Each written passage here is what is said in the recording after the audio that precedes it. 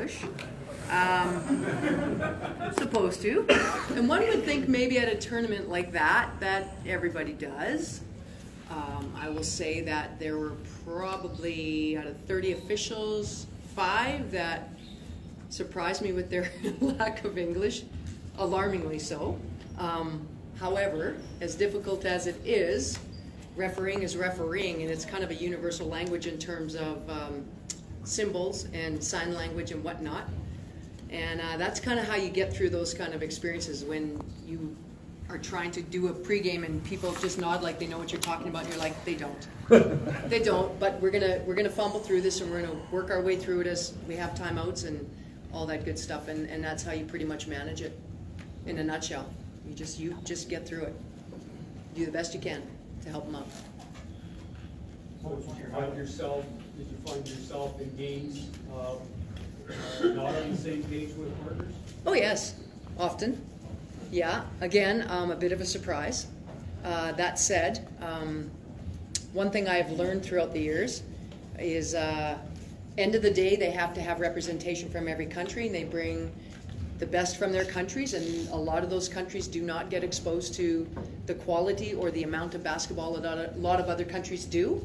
So it's understandable how they struggle trying to kind of be fast forward and immersed into something like that and try to basically fumble their way through learning on the fly at something that high a level.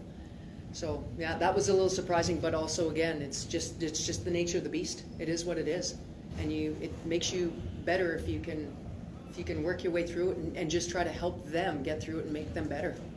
Mm-hmm. What was your high point and low point? My high point was, I have a couple. One of the first high points was being about from me to Robert to Usain Bolt in the first hotel we walked into, and watching Steve Seibel run after him.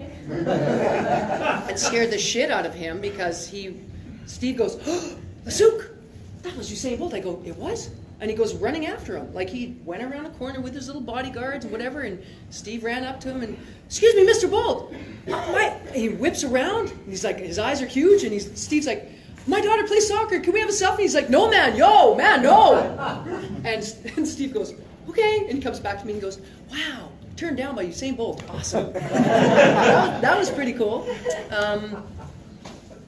Another high point was, first time in my FIBA career probably, to be with 30 officials, and for 5 days of intense training, and literally the only thing we didn't do together, for real, was shower and sleep. Okay, well, I don't know about the sleeping part. I'm sure some people did. That said, I did not. Let's be noted. No, seriously though, we literally, by the time we woke up, we worked out together, we ate together, we trained together, we did every session together, we ate again together, we went and did whatever together, we spent leisure time together because we were secluded, couldn't do anything else, but everybody got along exceedingly well, and it's amazing how 30 people plus 10 referee instructors can actually enjoy one another. It was absolutely, that was like a total high point for me.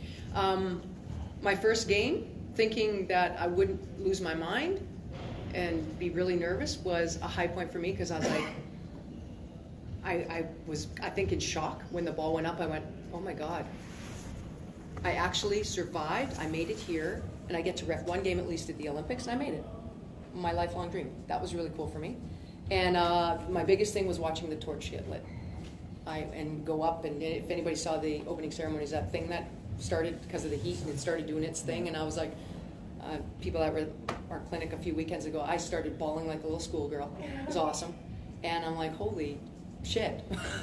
I mean, I've watched this on TV, and I always felt like, wow, it's so cool, and I always got that kind of, those butterflies watching it on TV, because I always think that's one of the coolest things, and to actually be there and see it actually happen, like floor level, and then having fireworks burn my hair off almost, and the stuff dropping in my eyes as I'm bawling, trying to film everything, was really cool.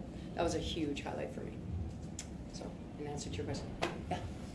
Just wondering about part of the selection process for the officials. There's 30 officials that go, right? Mm-hmm. And is there like criteria that all the officials have to have? And do you know how many officials like they would select from the pool of officials that they would pick from? They select from all FIBA officials in the entire world. That's one thing I know. Supposedly, at the time, those are the top officials in their country. And I know that our assigner said, he stood up in front of the room, and I thought this was awesome. He gets up and he goes, you know what? There's 10 instructors and I don't listen to any of them. They just teach you stuff and they do clips and whatever, but I make all the decisions myself. And I don't care if I hurt your feelings. And I went, wow, for an assigner to actually say that was awesome. I'm like, he's my kind of guy. That's cool. Was there something new you saw in the game from a situation perspective that stood out?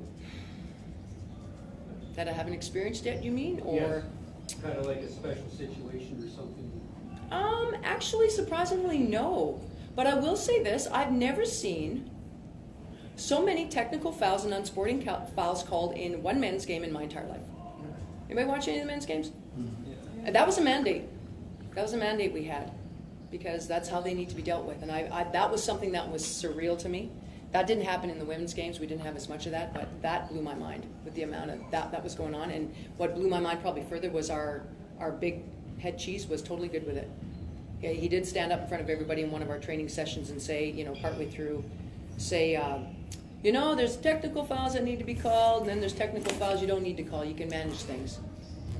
And I'm like, are you going to elaborate at all? Yeah. And he didn't, and they continued to happen. And I'm like, hey, whatever. He seemed good with it, so that kind of blew my mind. But as far as play situations, I didn't see anything out of the ordinary that I have not already screwed up. Or seen. Believe me. Remember I told you guys that one year, a couple of years ago, I had all of my crap? I think most of my crap is, well, no, actually, I should take that back because someone's going to strike me down. I'm sure there is something else I will see, and I expected to see something there, but no, I was happily surprised that I didn't experience any crazy things or see any crazy things. Did you meet other sports officials? Yes, we had, in our particular hotel, we had the wrestling people, wrestling officials. Who else did I meet? The golfing people, because the golf venue was right across from us. The officials were spread out all over. All the venues were all over the place. In fact, our soccer women played in Sao Paulo. They were like not even in Rio. So, but on that note, that freaky uniform we had to wear every day to the games, for those of you that don't know, we were supplied clothes the entire time, and we had to wear them like to everything we went to, so we looked like clones, starting from the first moment we started training. It was actually really funny, but also really cool because it's all about team building. Some of the clothes were nice, some were hideous, but the people that had to wear our blue blazer and our polyester pants that were beige and our white blouse and our scarf, some of the referees had to wear them to referee. What? Yeah. Like the wrestling people and whatever had to actually wear it as their outfit for as long as their event was, 2 or 3 weeks. It was really wild. Yeah. We didn't have to, thank the Lord. But I was told I should wear my cool jacket doing my presentation this weekend. I just might have to do that because I brought it home. I wasn't gonna, but I was convinced to bring it home. I should have brought it tonight. I wasn't even thinking, damn it. It's so beautiful. What's that? Actually, I did bring the scarf home. I wore it once, kept flying off. I'm like, screw that scarf. Not wearing it. No, I don't tie one of these things properly. But the guys' ties were really cool. The guys looked really, really awesome in their outfits. I have to admit that. That's it. Oh, okay. Highlights on the news tonight. Thank you.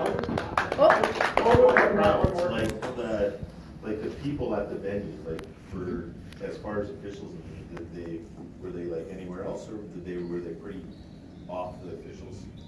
I'm sorry, I'm not following. Were they still the same? Were they still getting on the officials when you make calls? Oh, you're talking the fans? Yeah. Oh, well, yeah, of course.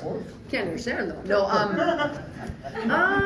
it depended. Like every team that played, they would have their bank of fans, right?